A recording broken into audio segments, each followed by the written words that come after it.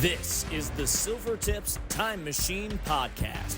Here's your host, Keith Gerhart. It's over! Look at that! Hockey game over!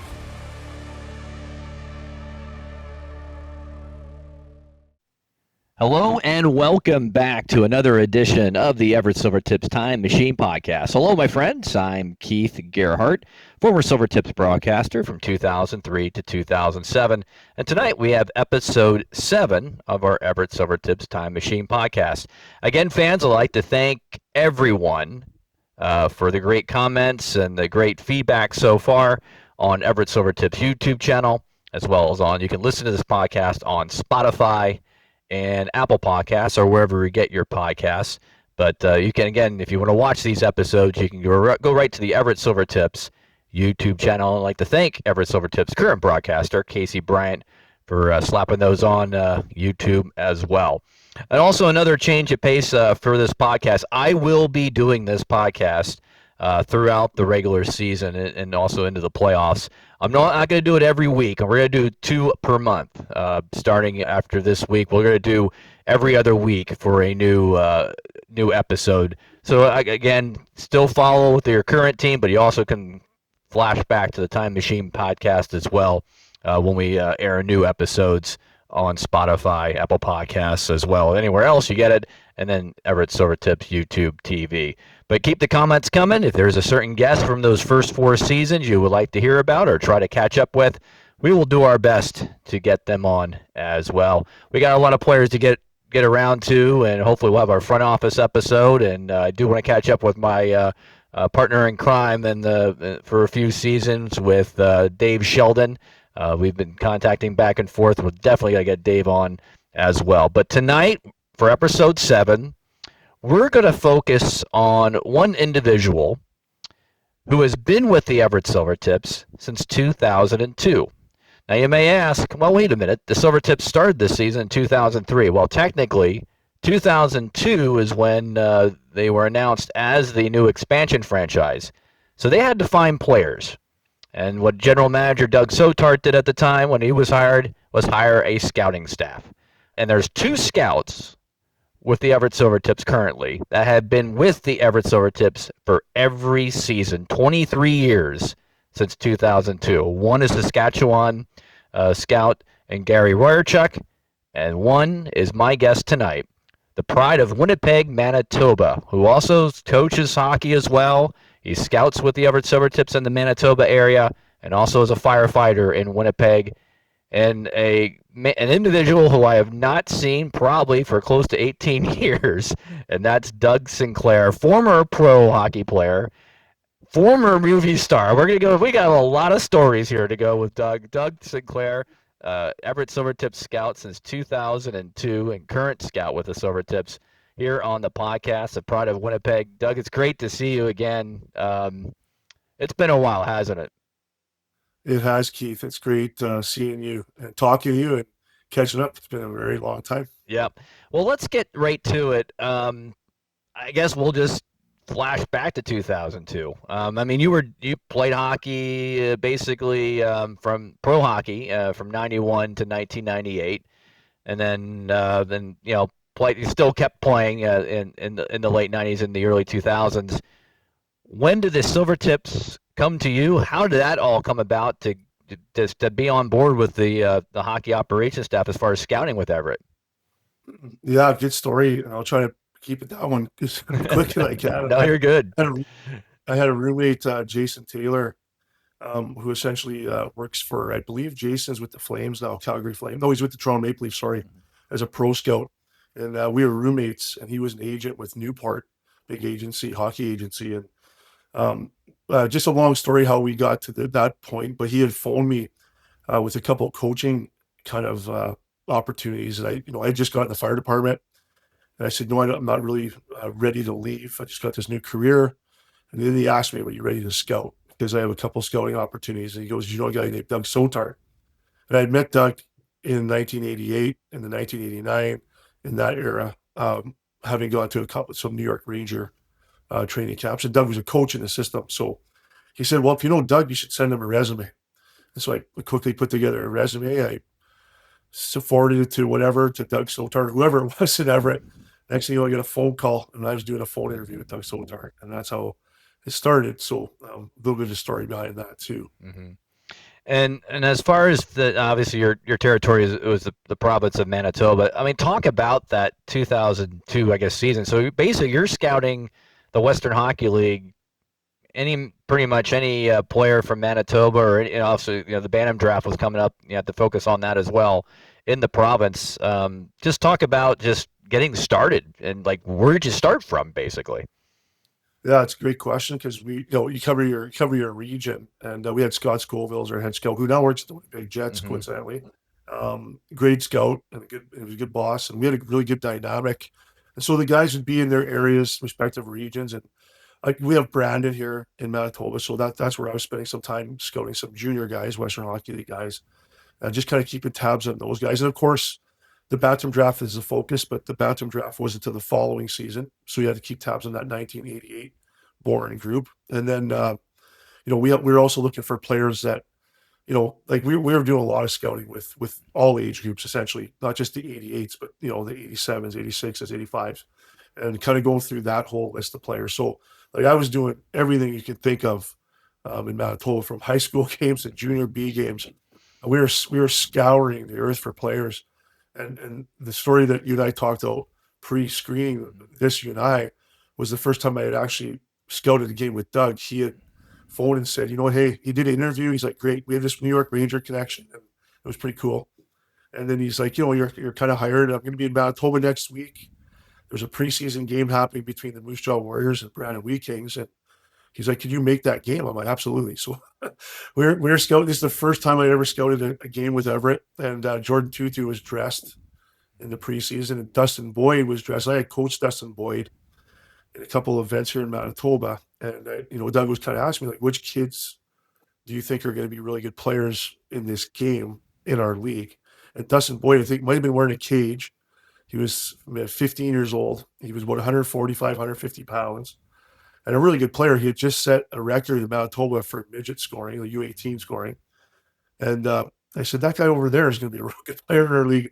I think about 5 minutes later, Jordan Tutu came right across the neutral zone and just basically flat, just lit him up like a Christmas tree. He was unconscious lying there in center ice. And Doug kind of looked at me and went, that a good player in the league? I was like, well, I think so. And anyways, it turned out Dustin Boyd ended up being a pretty good player. He played in the World Juniors, had an NHL career. Yeah. So that was a scouting experience. Yeah. With that.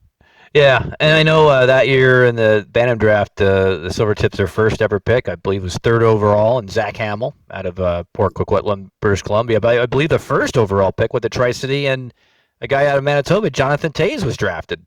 Ended up being a Hall of Famer, probably was a Blackhawk, but now he's in your backyard with the Winnipeg Jets to try to rejuvenate his career for the last couple, or at least for another year or so. Yeah, just came out of the woodwork there. I know he had some things going on with missing some hockey for whatever reasons, health reasons, etc. But that was an interesting year because, like, the sample size, I'm in Manitoba, so you're watching this Jonathan Toews player, and he was a really good player, right? Dynamic, smart, just really good on the puck. He was really strong, never lost a puck battle. His hockey IQ was a 10 out of 10. And so he was just a solid all-around player. He's always been the same way at a very young age.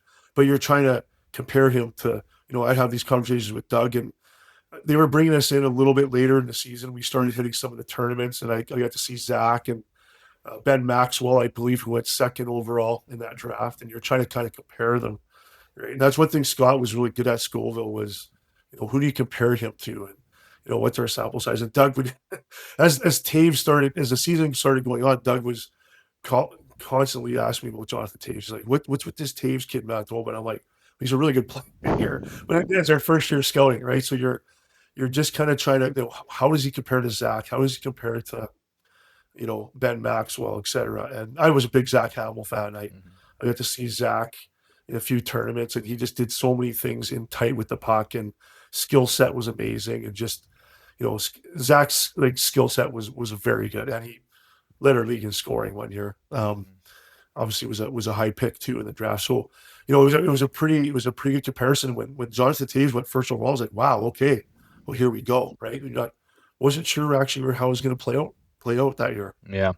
And then, the expansion draft hit, and there wasn't much Manitoba flavor, I guess, for that expansion draft as much. I believe Devin Welsh, he was picked up, I believe, by the Kootenay Ice, I believe, in the expansion draft. And then I believe brought in Matt Suderman, a defenseman who played a few games early in the year. But I guess for you, is this what did you feel about the team going into the season? I mean, I know you had to worry about looking at the next year's crop for the draft, like the '89s and '90s and things like that. But talk about okay, here's the team. What'd you think? What did you think going into it? It was just knowing in hindsight what happened. You're like, wow, like we had some real characters, like some energy, like the coaching, like just everything fit. Like it's just, I remember, and I'll get to your question in a second. I just remember going to a tournament early in the season. I had another scout from their team said, "Hey, if you guys win like 12 games, that'll be a good season. Good for good luck," kind of thing, right? And then by Christmas time, we had guys that weren't liking us. Like I had guys that wouldn't even talk to me, like, "Hey, the Silver Traps," or whatever. Oh no. Whatever. But like I go to Devin with Devin Welsh. I had background with Devin because I had coached him for a couple of years. Got him on a Moose Jaw, like or you said, like you said, and then eventually ended up in Moose Jaw. But I remember in training camp with Devin, he was actually one of the high when we were rating and ranking players. He was actually ranked very high coming out of training camp. So he had a fabulous training camp, and probably a good first part of the season was really good for him. And then Suderman, I wasn't really familiar with. He was an NHL draft pick, had played in Saskatoon, I believe, and didn't kind of make it through the season there. Came out of preseason and didn't kind of go along for the ride. And the only other connection was Brian Nathy, who was a Brandon, right? So an American, from Minnesota, playing in obviously playing in Brandon, becoming the first captain and that. So yeah, there wasn't a ton of Manitoba flavor with the first team. Devin was kind of the lead for me. Yeah. Camp, right? I remember Torrey Wheat and all the guys and Larry Armstrong, Lover, Mitch Love, and stuff like that. So yeah, we had a great character group with that first group. Yeah, and I talked to some of the former players from that first season. The training camp was in Strathmore, Alberta. I remember Strathmore well, and just because of the training camp, it was not on site at Everett like it is now because the arena wasn't built yet. But I guess for everybody involved, it was a fun training camp just because of the excitement, new team.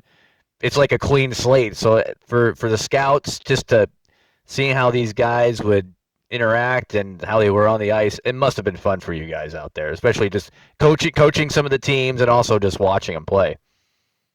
Yeah, it was fun. It was exciting. Not sure. Again, there's no pressure. There was really no pressure when you think about it. Expansion team, the expectation was like, hey, if you guys win 10 games this year, 12 games, good for you. I think people really thought it wasn't going to turn out the way it did. And if I even look at like the Sean Heshka situation, who I know Hesh really well, he's now living in Winnipeg here. Okay. I forgot about him. He was, he had a really good career. Played some really good leagues in Europe. Played a few NHL games. Had a good run in the American League here with the Manitoba Moose. Signed with Vancouver, and I remember Hesh didn't even cut the mustard with that. He didn't make the team.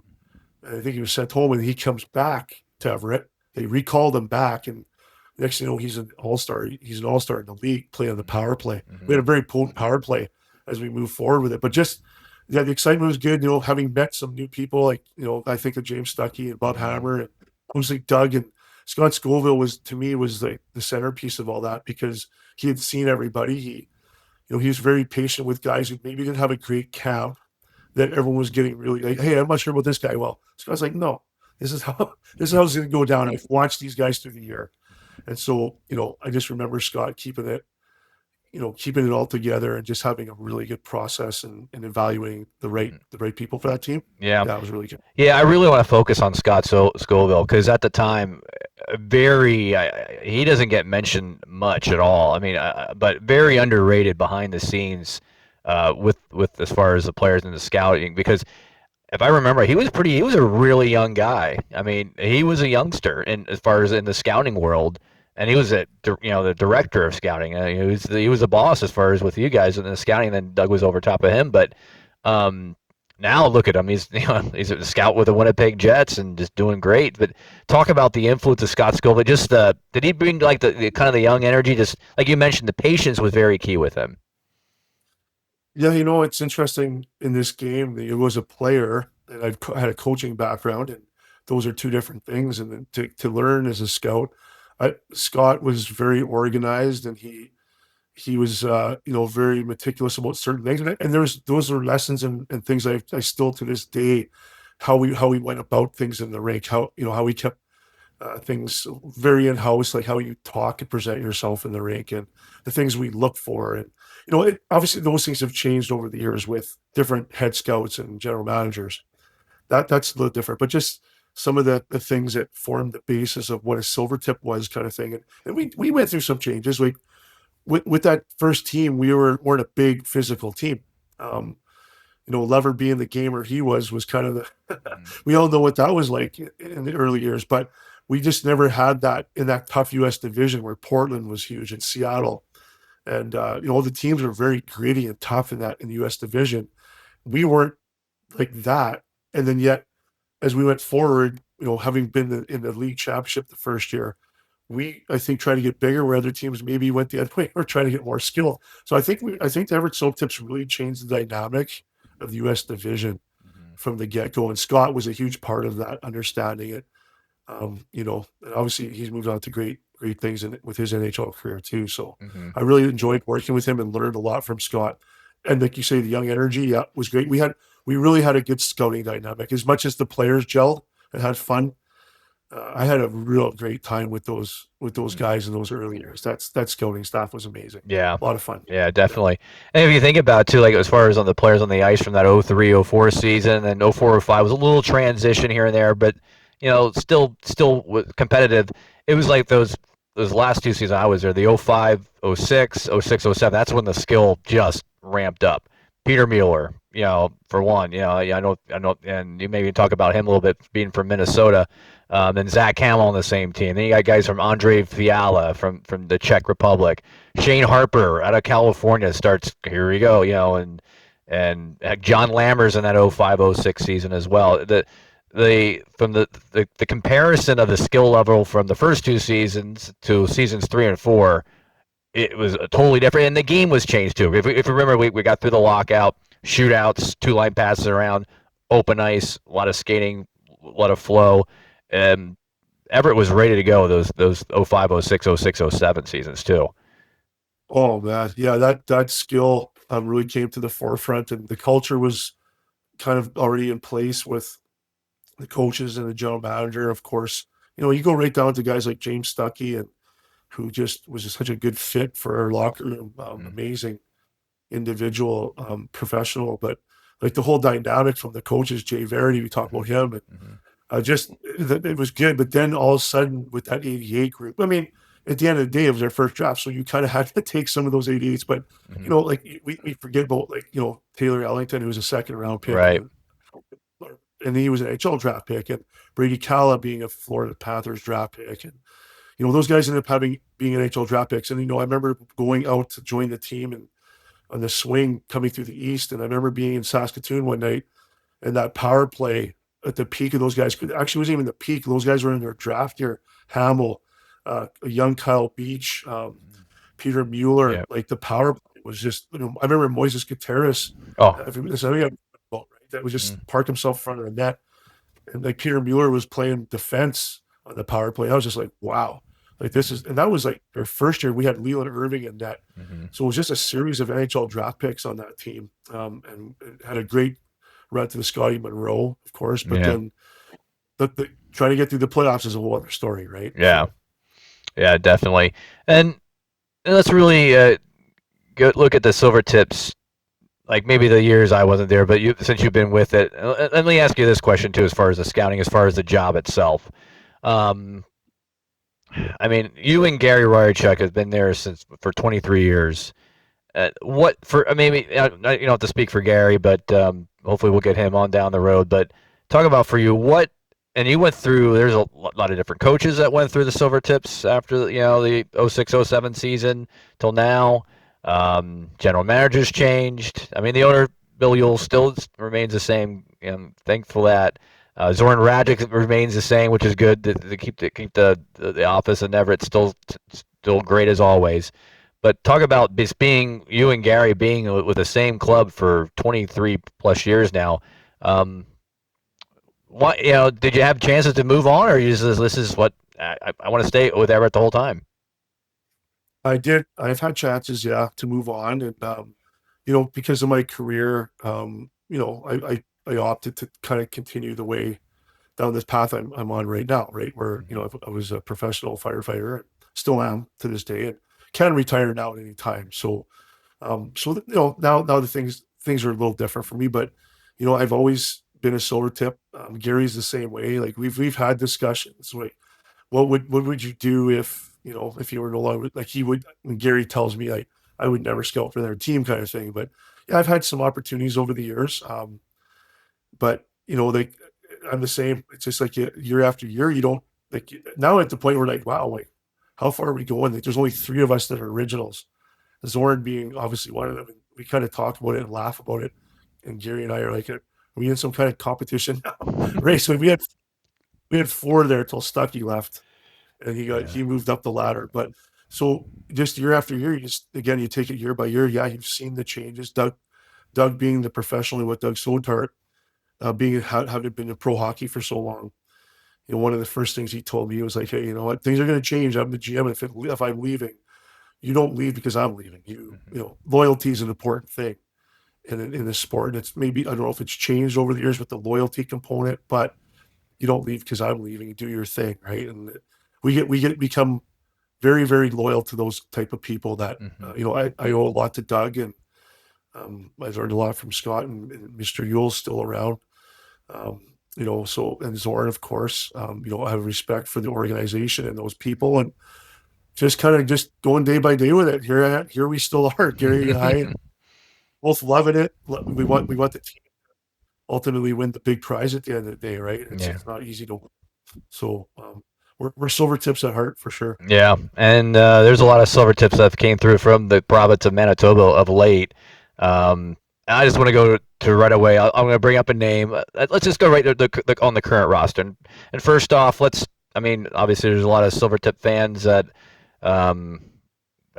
go or diehards since day one, and obviously the new Silvertips fans that came up and maybe attended this year's training. Talk about this year's training camp at Everett. What did you like about it this season? Yeah, the first piece of that, Keith, is like our fans are amazing, and that's one selling feature for me as a scout and our scouting staff is like, hey, you're going to play in one of the best buildings and fan bases in the league, so it's an easy sell. So I want my hats go out to our fans. Love you guys, and that's amazing. So, but the training camp this year was a small camp. We went to a 3-team format. And Mike Fraser, our current GM, made a comment. He said this is the best camp he's seen since he's been in the organization for the last 7-8 years. And I would say the same. It was very competitive. There's a lot of young faces there with a good core. Our forward group is very deep. Last year we had a very deep defensive core. Lost a couple of veteran defensemen, but our D is still very good. We have a really talented group, and I think a lot of that's attributed to the fact that, we're in a position where we acquired some picks with the Zellweger Hofer trade, which is a landmark trade for us in terms of like obtaining picks, getting first and second round picks. Now we've had that opportunity as an organization to have picks, and we've made, I think pretty good work of having high round draft picks, right? It helps. But just to answer your question, this last training camp was very competitive. I think the teams, and we say this every year, we don't really know till the things start really get going after about it. You kind of know more about it, I think about 4 or 5 weeks in, you get a feel, right? And you can't really base the preseason on it. We had a young lineup there, trying to figure out the young faces who are going to be the next guys kind of coming in. So it's exciting because some guys are going to come back into it as well. With the Carter Bear, maybe, I'm not sure. Yeah. Terrence, the two new European players. So we'll kind of see how it plays out. I'm excited for the season, though. Yeah, and there was a first-round pick in 2024 from Manitoba and defenseman Breck List. Talk about his development. What did you see from him? When he was playing in your neck of the woods. Yeah, I knew Breck at a very young age. Brett Liskey, and he played his U15 hockey in Alberta, but he had some things going on here in Manitoba where I got to see him. And he came through Manitoba. He was playing actually his U15 season in Edmonton, so he had to come through here. And I was always a Brett Liskey fan. I love how he plays the position. This year in cap, he had a really good cap. He was, that 1 year makes a difference going from a 16-year-old, especially as a defenseman. A young defenseman in our league is it's a tough go, right? But yeah, he really adapted well, came in with a ton of confidence. You could just see it in his body language and how he carries himself. He was jumping into the play a little more, just becoming a little more, just adding a little more dynamic. What I love about Breck is his confidence and he's a real hockey player to me. There's guys that play hockey. Breck has got a lot of character. I think he's going to have a good, successful career. I think he's going to be on the radar because he plays with some passion and he's got some size. He can skate. He moves pucks. He's just a good, solid, all-around defenseman. Big fan. Loved how he played at U15. So when it came time for his draft day, wasn't even sure if he was going to be around where he picked him around the 10s, in the 10 spot, and we ended up getting him. And I was ecstatic we got a guy like that because we're building from the blue line out. So he'll be a real integral part of our core this year. Yeah. Well, you mentioned earlier Carter Bear, and what a story that is. First round pick from this past year. You were at the draft. I know you mentioned that beforehand, but talk about the story of Carter Bear. It's a good one. He's a heck of a player. Just for me, living in Indianapolis from afar, just looking at things on the Silvertips website, Carter Bear, and hearing some good things about him. He's a special one, isn't he? Yeah, and he was first round, 13th overall by Detroit, actually. Detroit. I'm sorry. Yeah, Detroit. I was thinking Montreal. Yeah, Detroit. Yeah. Mm-hmm. Yeah. But with Carter, the backstories with Carter, I've known him since he's been 10, and I have some friends here, ex-pro hockey players here in Manitoba that we run skill development, and Carter, I've been with Carter since he's been 10 in the skill component, right? As a coach, just off to the side, very low key. And, through his draft year, he went through the worst possible time, the COVID years, which was, we had a draft in, I think it was December, January. And there was not a big sample size for that 06 age group and the 05s. They really got the shaft during their time playing hockey, right?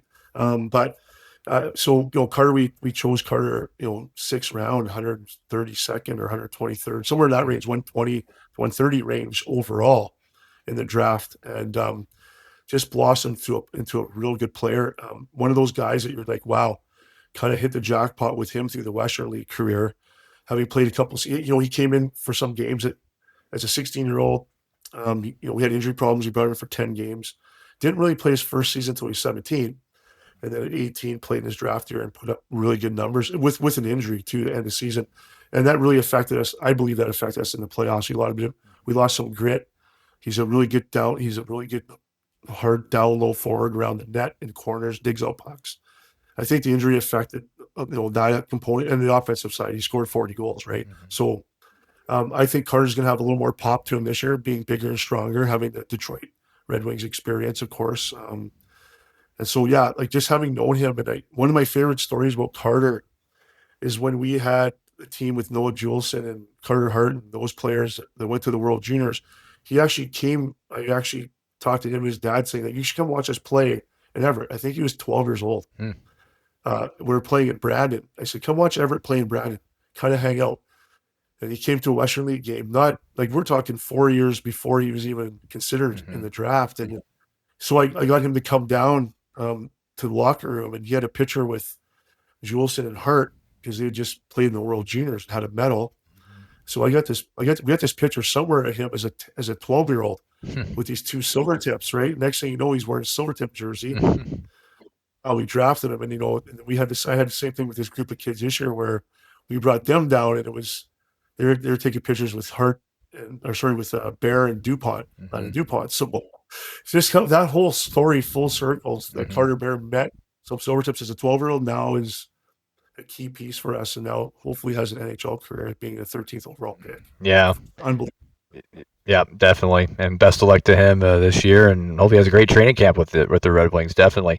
I say the name Byron Frazee. I've heard the name, seen him, but this is a guy you battled for because I know in scouting rooms you can watch. I would love to see hopefully Casey do like a Hard Knocks like type reality behind the scenes at the scouting room for a draft with you guys. But there's some good I would say I guess that maybe some disagreements, but some good banter back and forth in the draft room. But the way it sounded like when I was reading, Byron Frazee came up quite a few, and you really wanted him to get him on board, didn't you? Well, with Byron, he was a smaller player in U15 in his Bantam draft year, and he was not an exceptional skater, but he had hockey sense and he battled, and so he was a cap invite. Scott Scova did a great job of like letting the area scouts like go, hey, and as a matter of fact, that age group, I think we gave out 14 or 12 or 14 invites to Manitoba guys, not a lot. Mm-hmm. And the funny part is that 10 or 11 of them attended cap that year. And Byron was one. And he had only 2 cap invites. One was to us and one was to Calgary Hitmen. And I had made contact with Byron during the year and his dad. And, next thing they chose to come to Everett. And he came to cap and he had okay cap. When cap concluded, Scott was going around the room like, does anyone want to battle for this guy? Kind of talk about him. I put my hand up. I said, I like Byron. And Scott said, I don't think he's quite ready yet, but we'll keep an eye on him. And this is a great story because he went back home, back to Manitoba, didn't even make his AAA U18 team. Actually ended up playing high school hockey in Winkler. So he was way under the radar. A lot of scouts lost track of him. He wasn't kind of on the radar. And I followed up. I went to 3 or 4 games like, okay, wow, this guy's really taking a step. Even though it's high school hockey. And, again, we were scouring for players everywhere. And then we invited him again to training camp. Hey, do you want to come back for a second go? And at this time, now he led training camp in scoring. So I don't think there was even a battle. I think Scott Scova said, okay, this guy's on our list. Like he led the Everett Silvertips training camp in scoring. We listed him, put him on our protected list, and the rest is history. He came into Everett and played as an 18-year-old his draft year with Tyler Maxwell and Kellen Tochkin, and they just lit it up as a young line in the league. And Byron ended up getting drafted by Chicago and had a decent career. He's still playing. Mm-hmm. I just reconnected with his parents this year. He's got a nephew playing in Manitoba here at U15. But Byron won the KHL championship last year and has had a career in Montreal and Toronto and Tampa Bay and Calgary Flames. And he's been around the game for a long time, still playing. Had some text messaging with him this summer. And hope to run into him next summer because he's back. He's already back in Europe here, but a great player. Was a good player. It was a really good Silvertip for us as just a cap invite. So it was a really good. Yeah, definitely. And then another one too, Connor Dewar. I believe it was a 5th round pick. I know we mentioned. Talk about his story and his development as well. Yeah, another. We always say they're good stories because now Connor gets to play with Sidney Crosby, right? So in Pittsburgh, you're neck of the woods there. I know. It's close to home for you, but he was another guy that we drafted in the 5th round of a really strong 1999 draft, Western Hockey League draft for us with that great group of guys, with Kindop and Christensen and, Sutter. And he was just part of that integral group. That group we went to the Western League Championship with and lost to Swift Current, of course, the Skinner-Hart battle there in the league final. And Connor was just that quiet guy. I watched him play in a pretty strong Manitoba team. Was a little bit under the radar, not average size guy, was very tenacious on pucks.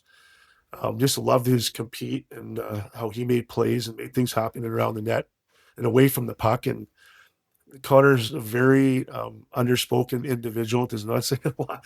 And come in and ended up winning the cap. I remember when he came in, as a matter of fact, as a 16-year-old, he was just has such a good stick, and he was going to do the things that you needed to do as a 16-year-old: kill penalties, play limited minutes, be responsible away from the puck. I don't think people understand how hard it is to come as a young player in our league.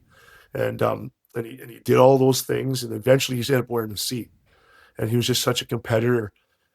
Had a ton of scoring opportunities, had some reasonably good numbers, and he got drafted as well into the National Hockey League, which was amazing. We were so happy for him. Carved out a bit of a career here. He's been in Toronto and Minnesota. That's where he got drafted at Minnesota Wild. And now he's skating with Sidney Crosby. And I think, he's in the 300 to 400 game range now and getting his minutes in as a veteran in the National Hockey League. It was just just epitomized what Everett Silvertip really was in terms of how he competed, how hard he played the game, and just how good of a teammate he was and a leader. Yeah, definitely. And I do want to, as far as the job itself. I mean, I know that it brings up you're driving a lot of miles. I mean, there's probably some others driving more depending on your province and territory and things like that. But I had to see here, you're looking at, boy, 13, 14, 15-year-old kids. I mean, I look at my two boys. There, I have a 16-year-old that's a basketball player. I can just tell already he's gonna be a late bloomer. Now he's starting to grow, and the basketball coach was like, "When are you gonna grow?" Well, now he's starting his junior year, and hopefully he keeps growing. I got an eighth grader who plays football, and I thought he got taller, and then I look at everybody on his team, and they got taller. That he hasn't grown over anybody else. It's just is with kids. Is like how tough is the scouting. I mean, obviously you've done it for for a while now, but how challenging is it from season to season? Just kind of, this kid could just seeing the potential, seeing what the ceiling would be for these guys. Yeah, that's the trick. I always laugh and say, you think scouting in the National Hockey League is hard, where you see these guys and you have to pick them. It's the best league in the world. It's amazing, right? And you have to add a few pounds here and there, an inch or two with those guys, and it's not easy. You're trying to break in with the best players around the world, but when you're scouting 14-year-olds, um, there is so much change, and so projection is such an important key to this. It's there. I think where you might run into trouble is if you're really looking at the here and now. There's people who develop there's early matures at that age. There's late bloomers, like you say. And what are the attributes, right? Like some people, skating is not like as essential, even though it's such an integral part of the game. The skating is going to change for a player who's 14 years old, right?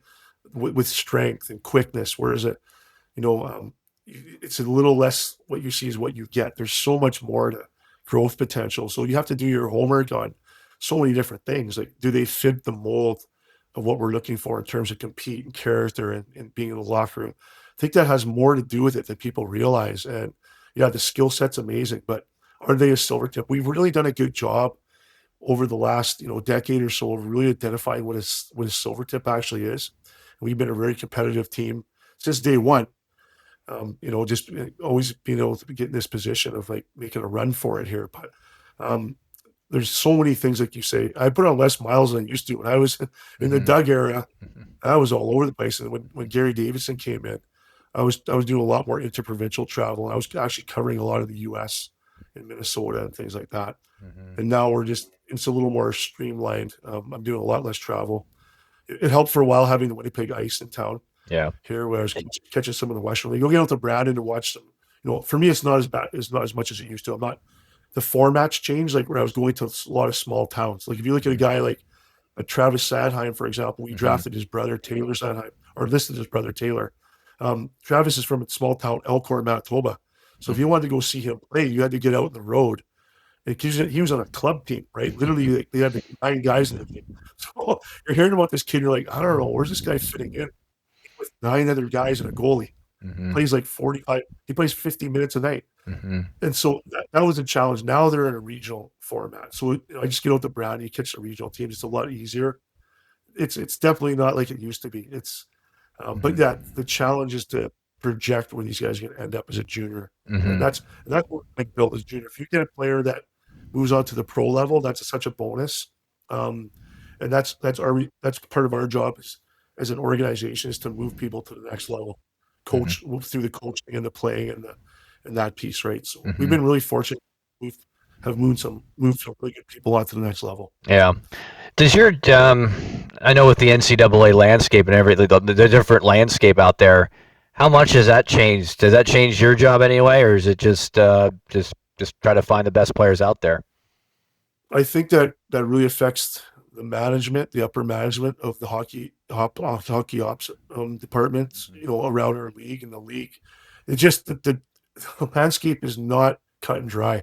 Yeah. It's very gray. And it works kind of both ways. As much as we are losing maybe people to the other side, to the NCAA, there's also been players that have come to the league, right? So it's a tough dynamic. There's a lot of figuring out. We're just in a very gray area with all that in terms of it's a bit of it's interesting times in the hockey world with all this. There's a navigation period that I feel you're going to see for a few years till all this stuff sorts itself out. You know, we were getting the best young players in the CHL at 15, 16 or 16, 17 years old, even 18 years old. You don't see a lot of true freshmen in college. You know, what's the change now? The change, it's just all over the place. I don't know if I can't make a valid comment on it. Yeah. You know, we get a guy like Landon DuPont who came in, who's only the second, you know, basically, you know, exceptional status player behind Connor Bedard. It's interesting to see that 15-year-old player in our league. Like he's an unbelievable good young player. Probably the best puck moving defenseman I've ever seen in my 20 years of scouting in the West. And so, but it's amazing how, you know, it's such a good young players league. I think that's going to change things. I don't know how things are going to play out. And, you know, it just kind of goes, you go day by day with that part. Yeah. For me, that question, I still just got to scout. I got to find talent for our organization, in our group, in our team, and just then we got to sort that piece out later. Here's what we see, and now we have to navigate. Are these guys going to come and play? We had 2 Manitoba guys this year with our first and second pick. You know, with Reed Nickel from Brandon, and Owen Murray being from Winnipeg here, and 2 exceptional young players like Reed Nickel. I think still kicking around Everett right now. It's good to have a good big centerman like that, you know, really smart. And Owen Murray, same thing. So, you know, just that's our job, is to find these guys as Everett Silvertips right now. Yeah. And worry landscape change later. Yep. Yeah. Definitely. Well, let's flash back in time, because if you'll see right back here, the Johnstown Chiefs. Now, the reason why I bring that up, I broadcasted for the Johnstown Chiefs in the 1999-2000 season in the ECHL. You played for the Johnstown Chiefs right after you got done playing for the University of Manitoba in '91 and the '92 season, and that's something we have in common. I know we brought that up when we first met each other back in '03, and kind of continued talking about, you know, here and there. We have to talk about Johnstown. I can't leave you out without, but talk about your days, and this is talking about '91, '92 Chiefs. We're talking about some tough cookies in that ECHL league, the Toledo Storm, and as they called the Black Hole. I mean, there were some bards in that league. Even when I was there in '99, 2000, like, you've seen it. I always tell people, like, how'd you like Johnstown? Well, if you've seen the movie Slapshot, put yourself back in time in the mid '70s, and literally you feel like you're in the mid '70s in that town. I think today, 2025, you go into the War Memorial in Johnstown, you'll feel like you're in 1976. I'm still, and I haven't been back since like 2000, probably 2000 since I left. But talk about your days in Johnstown. Just, I mean, it had to be like, I'm literally playing in the movie right now, in the movie Slapshot. Oh my God. I didn't play a ton of games because I shattered my nose. I couldn't even play. They wouldn't allow me to play because I had loose cartilage and I got sucker punched in a fight. But that was insane. And I almost think it's surreal. I seen some things that were just like the thing about those days. It was like there was only 21 NHL teams, and that's what people don't take into consideration. They've really tiered the American League and, you know, the East Coast League and stuff like that now to a AAA, like a baseball format. In those days, it seemed like a little more like a dog's breakfast where guys were signed. Johnstown was a Boston affiliate when I was there, and they had a lot of college guys. We had set a record for 17 college players coming out of like Boston had drafted a pile of guys from like Boston College, Boston University, things like that. And so we had a lot of college guys. And so my role changed significantly when I got to Johnstown. I joined the team a little later, and I ended up kind of taking on a different role than I expected. And I think it happened the first game in Toledo because someone slashed one of my best buddies, a goalie. I jumped in there and I ended up getting in a fight. And it was just like nonstop from there. Just a goal. But it was interesting. The fans, I love the fans. It was such a blue collar. Like, you're right. It was right out of the movie, the War Memorial, 4,400 seat arena. We had a real Oregon player. Yes. Like the guy, Oregon. And there was a lot of attics in that league. It was better than people think it was because there wasn't a ton of pro teams in those days. There was the American League and the and the East Coast League, and that was it. So the quality was really good, but the tough factor, I don't think people really understood how there are some really tough characters that were probably tough enough, if not tougher than some of the NHL heavies, but they just weren't as good players. um, yeah, you really had to have your head on a swivel in the hockey in those days. You were really in the fishbowl, and you were out there, and it was survival mode for some guys, and especially on the road. Like home ice really meant something in those days. Mm-hmm. And we had really, really, like, it was a great blue collar city. I loved the fans in Johnstown. When I was there, we were selling out the rink. We were a really good team, actually, and we were averaging about 4,000 per game in a 4,400 seat arena. It was loud. The boards would rock when you'd hit somebody, and if you got into a few tussles in J-Town, you were the man. In those days, we had goals. I don't think they even cared about that. He was a great goal scorer, and they were more like, who's the guys who are thrown down here? Like, that's who we want to hang out with. Yeah. So, time though, I had a great experience there. I love the people. It was a blue collar town. It was a blue collar game. Yeah. And yeah, the whole Johnstown thing, like the whole slap shot thing. Like, Steve Carlson was my coach. He was one of the Hanson brothers. He was number 17 on the out of the three brothers there. And Carly had some great stories. And I can't repeat some of the stuff that went on in some of these games, but we were playing in that. Like, we were playing in some hockey markets before their NHL markets, like in Nashville, places like that. And they were rough. They were rough places to play prior to the NHL days, right? So seeing some pretty crazy stuff in those days. It built a lot of character. Yeah. I had a great hockey experience playing there. I absolutely loved my time there. Yeah. I was a Chief, and Dana Heinze. Dana was the kind of guy that he won. I think Dana winning like 4 cups. Yep. He won one when he was hired with Tampa originally, and then he got it with then he got it with Pittsburgh, and he had 3 cups in Pittsburgh there. So it was just fun group of guys, and loved it. Loved the team. Loved it. Yeah. That's great. Yeah, Johnstown, I still have a soft spot in my heart. Yeah, most definitely. So, yeah. I do have a connection on that. I forgot to mention one guy. I want to really mention him right now is Bob Woods. Woody. Yeah. Who's that Seattle captain coach. Yeah. Okay. Yeah. Yeah. It's just Woody was my first captain in J-Town, and what the best captain I've ever played with to this day. Seal Kraken guy. Yeah. I just wanted to mention that. Oh, no, you're good. You're good. All right.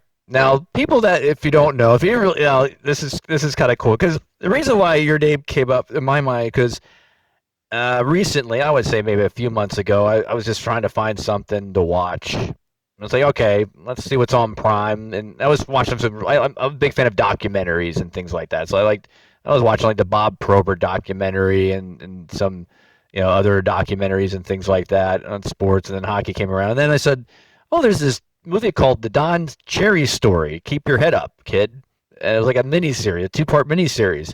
So I'm watching, and it's like cool. Oh yeah, Don Cherry. I never knew he played in Hershey. In my neck of the woods for the Hershey Bears, and he ended up marrying a Hershey, Pennsylvania gal, and he played and bumped around the minors a little bit. And then there was a scene with the Springfield Indians, and there you are on screen, Doug.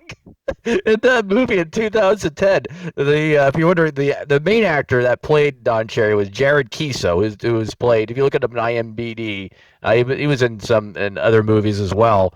But and we'll go to the next movie after that here next. But talk about your, I guess, getting into the film world as an extra. Now, what happened was I was coaching. I was scouting with the Tips still, or obviously then, but I was also coaching, and I was coaching an Allen Cup team, which is a national senior championship, and the hockey was really good. We had 4 or 5 NHL guys. We had a pile of them. I think we had 14 American Hockey League players on that team, and we didn't win it. We lost in the semifinals. Anyway, we hosted this tournament, and Theron Fleury played for us, Theo Fleury, and I became quite close with Theo during that event because he was living in Calgary, and I had to pick him up every second weekend and take him out to Steinbach, Manitoba, where we hosting this thing. And he was writing his book. And I have never heard the stories. Like, he is an unbelievable storyteller. He just like so connected with so many things. And he's just like, hey, my wife knows this person. And he's the one who referred me to this movie. And I went in as an actor. And then, but the way the coaching thing worked kind of happened, I ended up being an extra.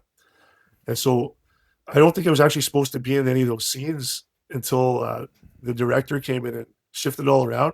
And he used to call me big guy. And he's like, big guy, I want you up front. I want you here. and so it was a fun experience. My first time doing something like that. It was in Selkirk, Manitoba. So it's like 45, 50 minutes from Winnipeg North.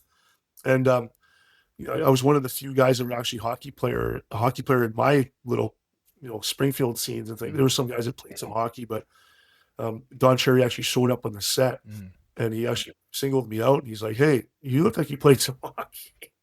And we had quite the conversation. And one of the things I'll remember about Don Cherry, I met him before years ago, but like we lost in my line of work, we had lost 2 firefighters about 4 years earlier in a fire I was working this night.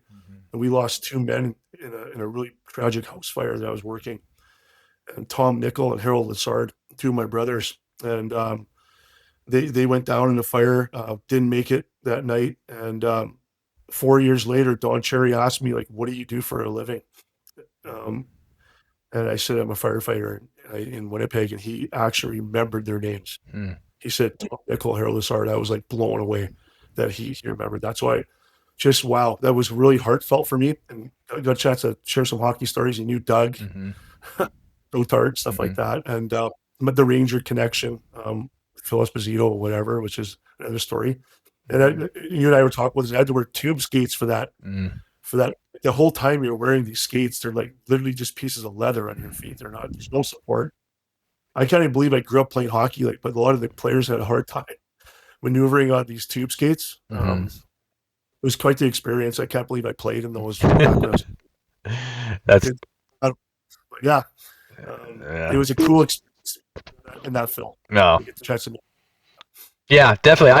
It is actually really good. It is. If you really watch it, just watch it. It's just like I think the hockey scenes are well done, and just basically what he had to do as a player to try to keep playing, and then end up being a really good coach, and and after that, after coaching in the minors and in National Hockey League, and then next thing you know, one of the greatest TV personalities in hockey history, probably, if you think about it.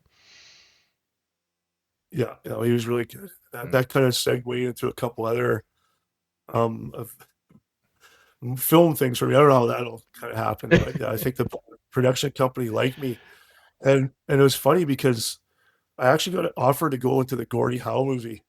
They did a Gordie Howe movie, right? I couldn't do it. I had something going on, and when you tell I guess people in the film industry you can't do, that was the end of that. That was the end of that short-lived career where I couldn't do the Gordie Howe, but I did a couple movies. I did a TV series. I did like a show called The Amazing Race Canada, which is in the US, of course, but I was like a coach on an episode in Winnipeg. It was live. It was live. And I was like, wow, here we go. Yeah. Doing this live. That's awesome. It was pretty.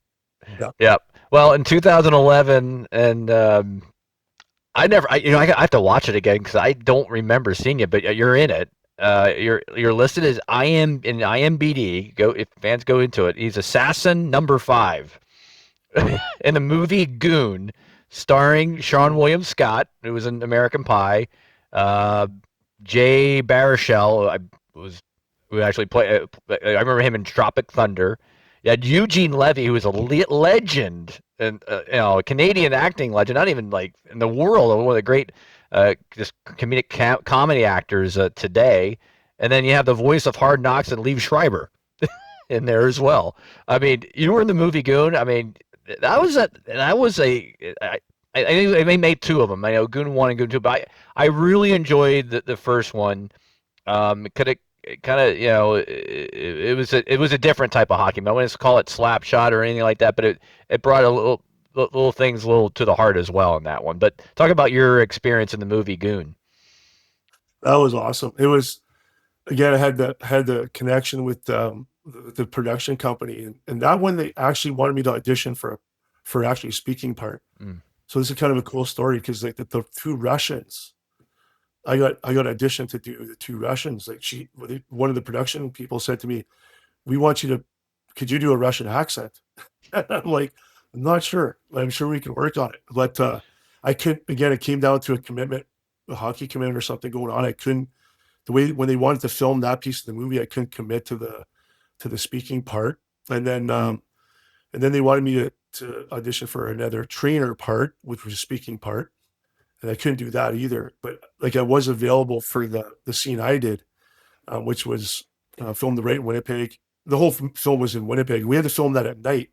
So we had to film that at 11 o'clock at night till 7:30 in the morning because like there was no ice anywhere. And so to get the rinks, so it was on the night shift. And those guys were carousing around town. And Sean William Scott, who I got to meet, good guy, super good guy. But the scene we did, it was a really interesting scene. And there's a lot of filming. We did a lot of fight scenes, and how I got picked for that part was really funny. Like they brought about 40 guys on the ice, and they paired. It was like there was no warm ups, nothing. Just like pair up with the guy next to you and fight. Like the stunt coordinator says, "Okay, hockey fight," and now you're like doing this hockey fight, not real, but kind of is trying to, obviously throw punches and, ragdoll guys around a little bit. And so he just was hand picking guys. And he's like, "Hey, you, and you, like, I want you in the scene." And then we ended up doing the actual filming. And so my scene was obviously getting hit in the face with a helmet. And they had a stand-in for Sean William Scott. And so he was a stuntman, and they had a foam pad on this helmet. And I got hit in the face like 4 or 5 times with the helmet. And the guy was really good because he kept hitting me with the foam part. And I was like, "Hey, this is not bad," and it's like smack, you get in the face and cut and taking different angles, do like 5 takes on this thing. And then next thing you know, Sean William Scott's got to do, which I didn't realize, himself. And he can't skate very well. And he comes in with the helmet and he smacks me in the face. And then he didn't hit me with the foam, hit me with the helmet, smack, and all of a sudden it's just like cut, and the scene, the set just goes dead quiet. And the producer comes up and he says to me, like the assistant producer actually says, like, "Did that hurt?" I'm like, not really." He goes, "Good, because when the actor hits you in the face, you better not hurt," kind of thing. I was like, "What?" And so I got hit like 2 or 3 times in the eye by Sean William Scott. I had a black eye. I had to go to work with a shiner. And the guys were like, "What happened?" Sean William Scott hit me in the face with a helmet. So that was real. That was my introduction to being a stuntman in a movie, because we were considered stuntmen or stunt performers. It was pretty funny. Yeah. So and then when you see the movie, you're only in it for like 10 seconds. So it was pretty funny. Yeah. And the guys in Everett were watching on the bus apparently, and they come to me and say, "Hey, like, were you in the movie Goon?" And I'm like, "Yep." That was the end of the acting career. Yeah, that's okay. No, that's great. That's great. Yeah, definitely fans catch it. I mean, I think it's you can find it on Amazon Prime, both movies, Goon and then Keep Your Head Up, the Don Cherry story. If you had a chance to watch both, please do, and you'll get to see Doug in it. But both movies I think are really well done. I mean, especially the Don Cherry one's actually it's a 2-parter, but both definitely set the time aside on a weekend or especially before hockey season starts, if between football games or whatever, wherever you guys are at, just definitely try to watch those movies. Well, I gotta let you go, but I do appreciate you coming on, and it's great seeing you again. And again, congratulations on your work so far with the Everett Silvertips, and keep up the work as a firefighter in Winnipeg. I know you keep rooting for your Jets. Good luck to the Jets this year in Winnipeg. That's Manitoba's team, most definitely, and it's great to have the Jets back in Winnipeg. Period. That's all I like to say. But it's great seeing you again, and again, congratulations. And also, I want to mention too, you were inducted to the Manitoba Hockey Hall of Fame in 2013. I mean, congratulations to you and your successes, and keep up the great work and trying to find the future Silvertips out there. Thanks, Keith. I appreciate you having me on here. All right. Thanks again, Doug, and best of luck, and go find the next one out there. All right. That's Doug Sinclair, Senior Scout, Manitoba, with your Everett Silvertips. Again, him and Gary Ryerchuk, who's a Saskatchewan scout, have been with the Silvertips since day one in 2002 when the franchise was announced and ready to play in 2003. Well, that will do it from here. I'd like to thank Doug Sinclair for joining me here for this wonderful podcast, some great stories and some great insight on some of the Everett Silvertips of the past and the current ones as well from the great province of Manitoba. Again, you can listen to this podcast on Spotify as well as Apple Podcasts or wherever you get your podcasts. And again, you can watch this episode when we air it on Silvertips YouTube, on their YouTube channel as well. Again, thanks again for Doug Sinclair. My name's Keith Gerhart. Good night and good hockey.